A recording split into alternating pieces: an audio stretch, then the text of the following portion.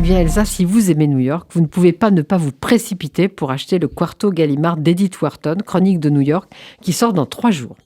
Edith Wharton, donc 1862-1937, vous savez bien qu'elle se soit installée en France en 1913, n'a cessé d'écrire New York, son évolution, ses lieux. Parfois, on se dit qu'il faut avoir à côté de soi un plan de Manhattan pour la lire vraiment. On voit comment, du milieu du 19e siècle aux 30 premières années du 20e, la ville change. Les maisons chics sont d'abord au sud de Manhattan, ce qu'on n'imagine pas aujourd'hui, tandis que ceux qui s'installent sur la 5e avenue sont considérés comme des nouveaux riches qui ont très très mauvais goût.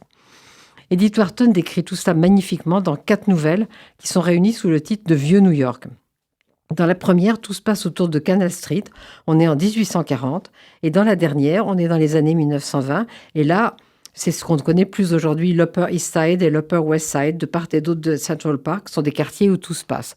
Alors, c'est un gros quarto, je l'ai dans les mains, vous ne pouvez pas le voir, mais il est très gros, 1280 pages. Il contient aussi une excellente préface d'Anne Ulmo, une chronologie de la vie et de l'œuvre d'Edith Wharton richement illustrée, 2 dossiers, l'un qui s'appelle De l'écrit à l'écran et New York de sa fondation à la fin de l'âge doré. Et puis aussi donc 3 romans parmi la vingtaine écrits par Wharton, qui sont évidemment les 3 chefs-d'œuvre à mon avis. La Maison de Liesse, qui est dans une nouvelle traduction, Les Beaux Mariages, et puis L'Âge de l'innocence, que vous connaissez peut-être, puisqu'il a été magnifiquement adapté au cinéma par Martin Scorsese. En français, on l'avait appelé Le Temps de l'innocence. C'est un film de 1993 avec Daniel Day-Lewis et Michelle Pfeiffer. C'est la haute société de New York dans les années 1870. C'est une belle histoire d'amour contrarié. Je ne vous en dis pas plus, mais je vais vous lire quelques phrases d'une nouvelle de Wharton qui vous fera envie parce que vous verrez comme c'est bien écrit. Foin, verveine et réséda parfumaient la paresseuse journée de juillet. Sur la table de la véranda, de grosses fraises vermeilles à travers des brins de menthe baignaient au creux d'une coupe jaune pâle.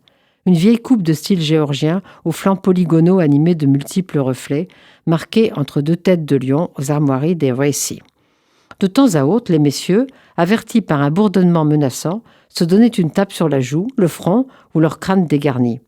Mais ils le faisaient aussi discrètement que possible, car Mr. Halston Racy, sur la véranda duquel il se tenait, refusait d'admettre qu'il y eût des moustiques à High Point. Voilà, je vous laisse avec Edith Wharton.